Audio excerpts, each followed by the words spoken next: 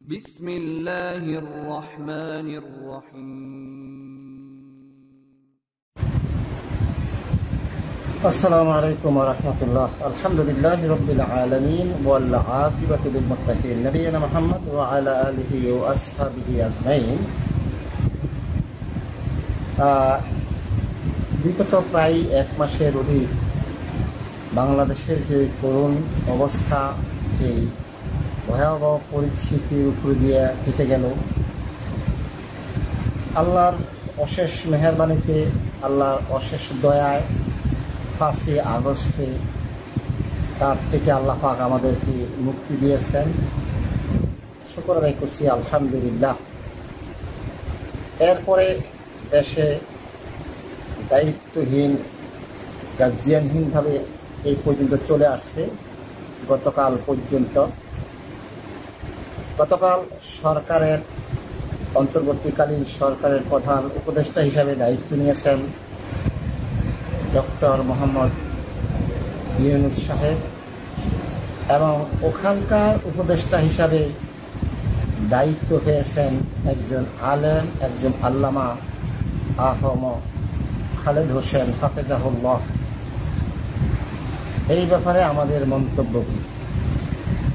অনেকে এই ব্যাপারে মিশ্র প্রতিক্রিয়া ব্যক্ত করেছেন, বিশেষ করে আলেম ওলামারা। তো সেই বিষয়ে যাওয়ার আগে আমরা সর্বপ্রথম শুকর আদায় করছি সেই মহান মুনিদের দরবারে, যিনি দয়া করে আমাদেরকে অনেকদিন যাবৎ ধ্বংস, নিপীড়ন, হত্যা, জুলুম, গুম, অপরাধ সংগঠিত হয়েছে দেশের মধ্যে। অনেকেই বাক স্বাধীনতা রুদ্ধ হয়ে গেছে, কথা বলতে পারে না। আল্লাহ যতদিন চেয়েছেন, আল্লাহ পাক এইভাবে আমাদেরকে শাসন করিয়েছেন। তারপর আলহামদুলিল্লাহ, আল্লাহ এখন চেয়েছেন আমাদেরকে মুক্তি করেছেন, আলহামদুলিল্লাহ। যাদের অক্লান্ত পরিশ্রম, যাদের যারা ত্যাগ স্বীকার করে, জানের মায়া ত্যাগ করে যারা রাস্তায় নেমে এসে এই আন্দোলনে যোগদান করেছেন, এবং যাদের রক্তের বিনিময়ে আল্লাহ পাকের মেহেরবানিতে এই দেশ মোটামুটি একটা শোষণমুক্ত, জালিম থেকে আমাদেরকে মুক্ত করেছেন। অনেকে এটাকে দ্বিতীয় স্বাধীনতা বলেছেন। তো যাই হোক, সবকিছু মিলে তাদের প্রতি আমরা আল্লাহর কাছে দোয়া করি, যাদের অক্লান্ত পরিশ্রম এবং ত্যাগ স্বীকারের মাধ্যমে, অনেকে মৃত্যুবরণের মাধ্যমে আমরা এই নিয়ামত পেয়েছি, স্বাধীনভাবে কথা বলার অধিকার পেয়েছি। সেই মহান মুনিদের দরবারে তাদের জন্য দোয়া করছি, আল্লাহ পাক যাতে তাদেরকে শাহাদাতের মর্যাদা দেন, এবং যারা বেঁচে আছেন, অসুস্থ অবস্থায় হসপিটালে আছেন, আল্লাহ পাক যাতে তাদেরকে আরোগ্য দান করেন, সুস্থ দান করেন, শেফায়ে নাজিলা, শেফায়ে কামিলা দান করেন, এবং যারা মারা গেছেন তাদের আহাল পরিবারকে আল্লাহ পাক সবরে জামিল করার তৌফিক দান করেন, এবং আবার বলছি তাদেরকে আল্লাহ পাক শাহাদাতের মর্যাদা নসিব করেন, আল্লাহ আমিন। বলতেছিলাম, এই তাদের ত্যাগের বিনিময়ে আল্লাহ রাব্বুল আলামিন আমাদেরকে যে একটা সুন্দর পরিবেশ গড়িয়ে দিচ্ছেন। অনেকদিন যাবৎ সরকারবিহীনভাবে দেশ পরিচালনা হিসাবে, আমির হিসাবে দেশ চলছে। তারা সরকারের নতুন তত্ত্বাবধায়ক সরকার বলি বা অন্তর্বর্তী সরকারের একটা রূপরেখা, একটা কমিটি, ক্যাবিনেট গঠন করেছেন, গতকাল শপথ নিয়েছেন। এর মধ্যে প্রধান উপদেষ্টা ছিলেন ডক্টর মোহাম্মদ ইউনূস সাহেব। তো তার ব্যাপারে আমাদের অনেক আলেম ওলামা বলছেন যে উনি সুদখোর, এবং কি উনি সুদের কারবারি করে। বাস্তবতা যারা সুদ করে তারা আল্লাহ রসুলের সাথে যুদ্ধ করে, এবং তারা জেনায় লিপ্ত হয়, মায়ের সাথে জেনা করে, সুদের সর্বনিম্ন গুনাহ। কিন্তু কোরআন হাদিসের মানদণ্ডে ডক্টর মোহাম্মদ ইউনূস সাহেব কিন্তু কোরআন হাদিসের মানদণ্ডে উনি ক্ষমতায় অধিষ্ঠিত করতে পারেন না।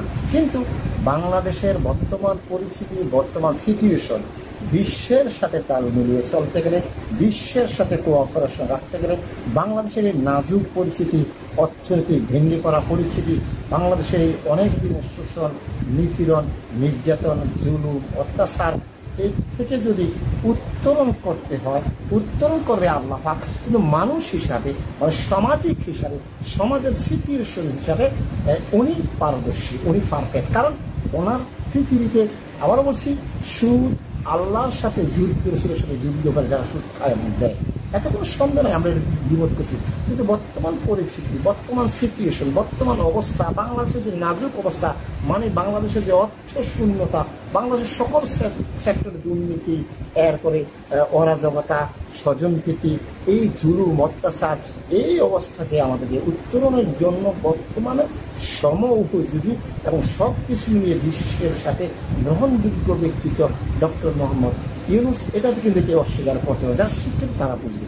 আবারও বলছি, শিক্ষিত বলতে যদি কোরআনকে শিক্ষিত বলি, তাহলে টেবিলের কেউই এর স্থান পায় না, শুধুমাত্র একজন ছাড়া, যিনি আলেন, যেমন আফম খালেদ হোসেন হাফেজাহুল্লাহ। তো সুতরাং সবাই কিন্তু যারা শিক্ষিত, সেখানে তারা কেউই স্থান পায় না। কিন্তু বর্তমান পরিস্থিতি, বর্তমান প্রেক্ষাপট, বিশ্বের সাথে তাল মিলিয়ে, বিশ্বের সাথে অবস্থা যুগ উপযোগী হিসাবে এই ক্যাবিনেটটা কিন্তু যথেষ্ট একটা সুন্দর ক্যাবিনেট দিয়েছে। তারা সবাই কিন্তু আবার বলছে তারা কিন্তু যারা শিক্ষিত, যেমন ডক্টর মোহাম্মদ ইউনূস সাহেব কিন্তু সুদী কারবারে সে ইসলামিক বিশ্বে পায় না, তার যোগ্য না, কিন্তু বর্তমান সিচুয়েশন তাকে অ্যালাউ করছে। বিশ্বের কাছে সে অনেক মর্যাদাবান এবং তাকে বিশ্বের অনেক পরিচিত আছে। আর আমাদের বাংলাদেশের পরিস্থিতির সাথে অ্যাডজাস্ট করে ওনাকে চলার জন্য সেটি উনি দায়িত্ব নিয়েছেন। সেক্ষেত্রে আমরা সাধুবাদ জানাচ্ছি। আবার বলছি, এর মধ্যে আছে যেমন ঢাকা বিশ্ববিদ্যালয়ের আইন বিভাগের অধ্যাপক ডক্টর আসিফ নজরুল স্যার, তারপর আছেন সাবেক ব্রিগেডিয়ার জেনারেল এবং একজন নির্বাচন কমিশন ডক্টর শাহাওয়াত হোসেন, এবং অনেকজন আছে, গুণীজন আছে। আমরা বলছি আমাদেরই অনেক ভাইয়েরা যখন এই পরিস্থিতি 1 আগস্টে যখন পরিস্থিতি তত্ত্বাবধায়ক সরকার একটা পরিস্থিতি তৈরি হয়ে গেল, তখন আমাদের অনেক ভাইয়েরা, বিশ্ব আলোচনা অনেক ভাইয়েরা ডক্টর আসিফুল্লাহ গালিব স্যারকে প্রধান দিতে হবে, আবু বকর জাকারিয়াকে প্রধান দিতে হবে, ডক্টর মুশফিকুদ্দিনকে প্রধান দিতে হবে, শহীদুল্লাহ খানকে প্রধান দিতে হবে, এরকম মিশ্র একটা আলোচনা ফেসবুকে দেখছি খালি ঘুরতেছে। এবং গত পরশু বা একটা বক্তব্য, একটা লিখে দেখলাম, একজন বলছে যে তত্ত্বাবধায়ক সরকারের প্রথম সপ্তাহে প্রথম জুমার খুতবা জাতীয় মসজিদে খুতবা দিতে হবে আব্দুল্লাহ বিন আব্দুর রাজ্জাক। এই যে অজ্ঞতা সুলভ আচরণ, এটা কেন অজ্ঞতা সুলভ আচরণ? না বুঝার কারণে এই সিচুয়েশনে আশা করা যায় না। শুধু যেটা আশা করা যায় না, এটা বলা সে মূর্খতা নেই, এটা আশা করার কোনো সুযোগ নেই, এটা একটা মূর্খতা বিষয় কিছু না। কারণ সিচুয়েশনটা সম্পূর্ণ ভিন্ন, সম্পূর্ণ অবস্থা। যদি আজকে এরকম হইতো যে বাংলাদেশের 60% 70% লোক তাওহীদ বুঝে, সুন্নাহ বুঝে, শিরিক বুঝে, বিদআত বুঝে, শিরিক পরিহার করে, বিদআত পরিহার করে, তাওহীদ সুন্নাহ ধরে আছে, তাহলে এই অবস্থায় বলতে এই অবস্থায় কোরআন এবং হাদিসের মানদণ্ডে যুগী উপযোগী অমক অমক অমক অমক ইসলামিক যারা মোটামুটি যাদের পরিচিত আলেম দিয়ে তারা। কিন্তু এখন পরিস্থিতি সম্পূর্ণ ভিন্ন। সে কথা আমি যদি অমকের সিলেক্ট করি, তমকের সিলেক্ট করি, এটা আসলে মূর্খতা সুলভ আচরণ ছাড়া কিছু না। কিন্তু আমরা বা আমি ব্যক্তিগতভাবে আল্লাহর কাছে প্রশংসা করি এই জন্য, যেহেতু এই পর্যন্ত বাংলাদেশ স্বাধীনের পরে যতগুলো তত্ত্বাবধায়ক সরকার নিয়োগ হয়েছে, কোনো তত্ত্বাবধায়ক সরকার মধ্যে নির্ধারিত নির্বাচিত প্রকাশ্যমান কোনো আলেমকে তত্ত্বাবধায়ক সরকারের উপদেষ্টা রাখছে বলে আমার জানা নেই। আলহামদুলিল্লাহ এই সিচুয়েশনে ছাত্র যুবক ভাইয়েরা যে একটা আমাদের আলেম সমাজের একজন আলেমকে নির্ধারিত করেছেন, নির্বাচন করেছেন, এই জন্য আমরা আবারও সেই মহান আল্লাহর দরবারে শুকর আদায় করছি। এবং ছাত্র ভাইয়েরা যারা এই কাজটা করেছে তাদেরকে আমরা ধন্যবাদ জানাচ্ছি।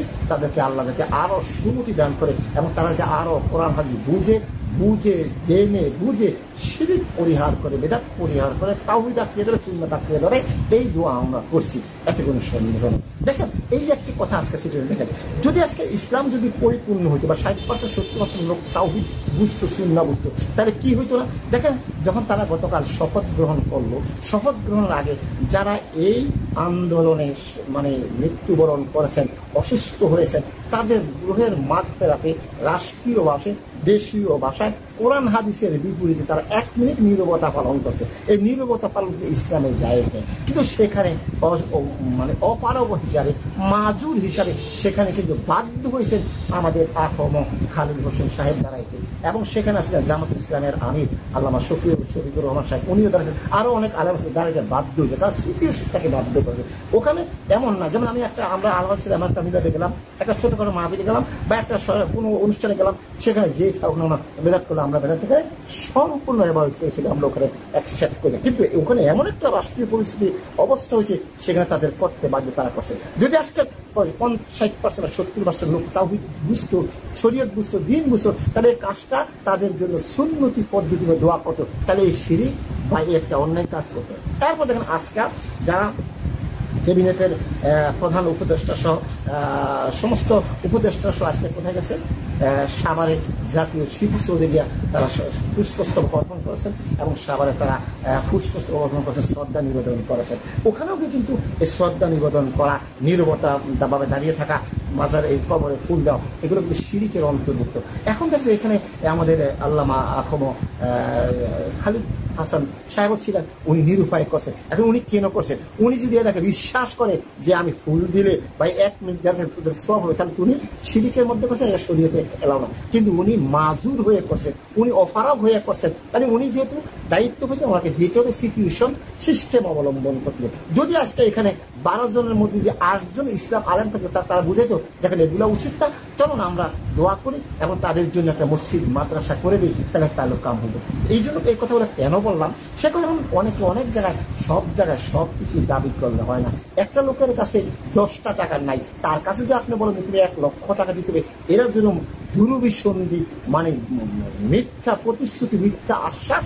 ঠিক এই অবস্থায় আপনি বলেন যে আব্দুল্লাহ বিন আব্দুর রাজ্জাককে এই জুমার খোদ্দা বাইতুল মুকাররমে দিতে হবে এবং অর্থমন্ত্রী ধর্মমন্ত্রী দিতে হবে, এগুলো একটা মূর্খতা ছিল আসলে। কিন্তু আমরা আবারও বলছি, আল্লাহর কাছে শুকর আদায় করছি, সেই আল্লাহ দয়া করে যিনি খালেদ হোসেন ভাই, যেহেতু উনি আলেম এবং ওনাকে ধর্ম মন্ত্রণালয়ের দায়িত্ব দিচ্ছে, আলহামদুলিল্লাহ। এখন আমাদের কাছে অন্তর থেকে আল্লাহর কাছে দোয়া, আল্লাহ যে আল্লাহ তুমি দয়া করে এই পর্যন্ত আমাদের যে আলেমকে এই প্রতিনিধি বানিয়েছ, ওই আলেম এখন কি করবে? আস্তে আস্তে এই যে যারা সুদ খায়, সুদ দেয়, কোরআন হাদিসের বিরুদ্ধে কথা বলে, আস্তে আস্তে ওনার দায়িত্ব দাওয়াত পৌঁছে দিবে। তাতে করে আমাদের দিন দাওয়াতটা তাদের অন্নগ্রসর হবে ইনশাআল্লাহ। হতে পারে আল্লাহ চাহে তো এই লোকগুলি পরিবর্তন হয়ে যেতে পারে, যারা সুদ খাচ্ছেন, সুদ দিচ্ছেন, যারা কোরআন বুঝে না, হাদিস বুঝে না, যারা মনে করেন দুনিয়া আনন্দময়, যার মনে জালে এইভাবে চলে, তাদের তুমি দাওয়াত দিবেন, স্থান কাল ক্যাপুলিশের দাওয়াত দিবেন, হতে পারে দাওয়াতে আল্লাহ পাক কবুল করতে পারে। কিন্তু আবারও বলছি,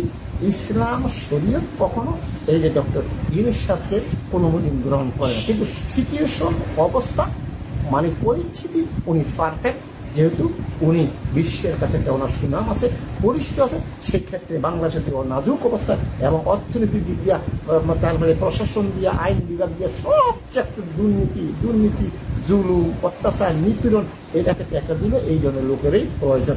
সুতরাং আমরা অতি বাড়াবাড়ি না করে সবার কাছে সবকিছু আশা করা, এটা আসলে মূর্খ সুলভ আচরণ ছাড়া আর কিছু না। যেমন রাসূল সাল্লাল্লাহু আলাইহি ওয়াসাল্লাম একটি কথা আমাদেরকে জানিয়েছে যে একটা কাজ যদি দেখেন একটা লোক অন্যায় করতে আসে, এই অন্যায়টা আমার চিন্তা করতে হবে, যে অন্যায়টা হইতেছে এই অন্যায়টা যদি আমি বাধা দিতে যাই, তাহলে এটা কি অন্যায়টা কমবে না বাড়বে? আর যদি অন্যায়টা বাধা দিতে গেলে তার পরিস্থিতি আরো খারাপ হবে, তাহলে তাকে ছোট অন্যায় করতে দেওয়া হোক। তার মানে যখন থেকে ঠান্ডা হবে, বুঝ হবে, তখন তাকে বুঝাইতে হবে বাইরে করা যাবে না। আপনারা জানেন রাসূল আকরাম সাল্লাল্লাহু আলাইহি ওয়াসাল্লামের উপস্থিতিতে একজন বেদুইন এসে রাসূল সাল্লাল্লাহু আলাইহি ওয়াসাল্লাম মসজিদে পেশাব করেছেন। কিছু সাহাবী তাকে মারার জন্য উদ্যুক্ত দিলেন। রাসূল সাল্লাল্লাহু আলাইহি ওয়াসাল্লাম বলেন, আমো ওকে পেশাবটা পড়তে দাও, পেশাব শেষ হোক, তারপরে ওনাকে ডেকে এনে বলছে, তুমি কি জানো কোথায় পেশাব করছো? ভাই না, আমি জানি না। বললো, এটা আল্লাহর ঘর, মসজিদ, এখানে আমরা ইবাদত করি, এখানে পেশাবের জায়গা নয়। রাসূল সাল্লাল্লাহু আলাইহি ওয়াসাল্লাম বলে, এক বালতি পানি আনো, তার পানিটা প্রবাহিত করে দাও।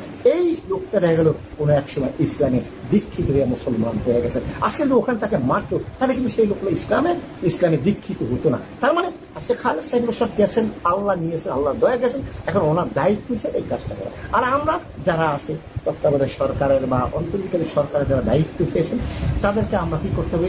সহযোগিতা করতে হবে। যেমন এখন বর্তমানে ছাত্র সমাজ, মাদ্রাসার ছাত্র, স্কুলের ছাত্র, কলেজের ছাত্র, সকলে আলহামদুলিল্লাহ দায়িত্বশীল ভাবে কাজ করতে। যেমন ট্রাফিকের দায়িত্ব, যেমন বিভিন্ন এলাকায় ডাকাতি হচ্ছে, তারা রাত বিরাত তারা ডিউটি করে। আজকে ফজর নস্পতি উইটা দেখি 2টা ভাই ডিউটি করতেছে, হাতে লাঠি, মুখে বাসি দিয়ে হুঁচাল দিচ্ছে। আর আগের দিন মাইকিং করে দিচ্ছে, যদি কোনো ডাকাতি হয় আপনারা মাইকে এলান করে দিবেন, মসজিদে মাইকে এলান করেন, আমরা সকলে সব জায়গায় প্রস্তুত আছি, আলহামদুলিল্লাহ চেষ্টা করতেছি।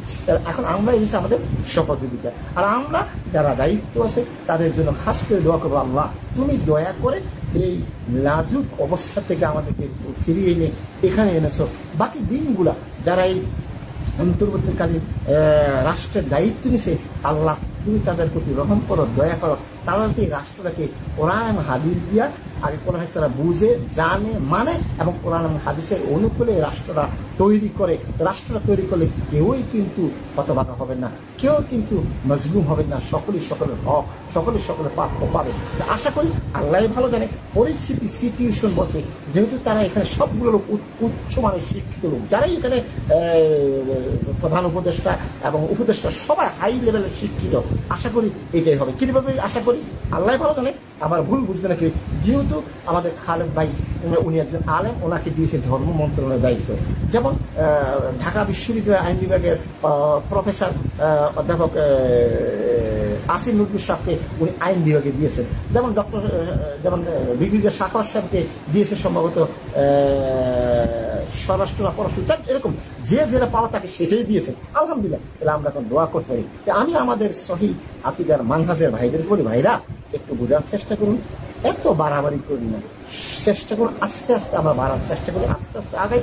আর আমরা দোয়া করি, আমরা প্রচেষ্টা করি, আল্লাহ পাক আমরা তাদেরকে সহযোগিতা করি। আল্লাহ পাক যাতে আমার এই দেশটাকে সুন্দর করে, নিরাপদ করে, বিপদমুক্ত করে, বহিরাগত শক্তির আক্রমণ থেকে দেশকে হেফাজত করে। আমাদের সকলের প্রচেষ্টা, সকলের দোয়া এবং এমন একটা লোককে দেওয়া রাষ্ট্র পরিচালনার দায়িত্ব দেওয়া আল্লাহ, যার দ্বারা আমাদের রাষ্ট্রটা সুন্দর চলবে।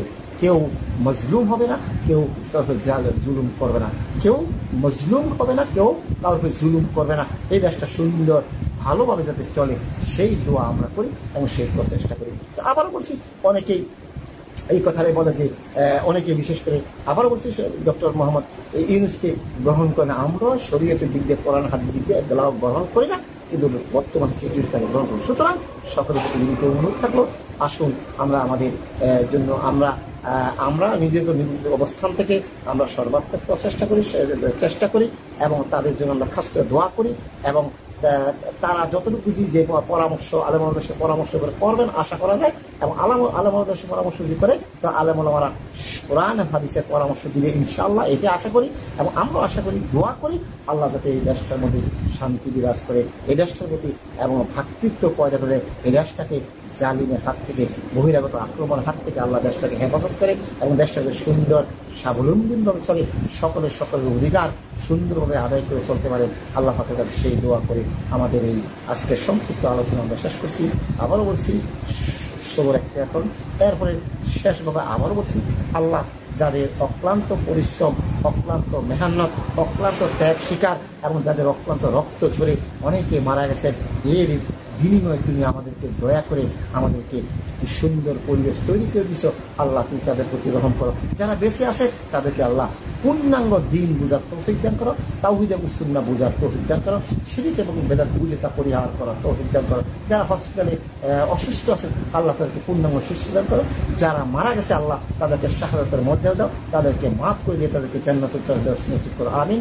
আর তাদের পরিবার পরিজনকে তুমি সাবরের জামিন করার তৌফিক দাও এবং আমাদের যার যত সমস্যা আমরা তাদের পাশে দাঁড়াবো, রাষ্ট্রের পাশে দাঁড়াবো, রাষ্ট্রের যারা দায়িত্ব আছে তাদের পক্ষে আমরা অবশ্যই তাদের পাশে দাঁড়াবো।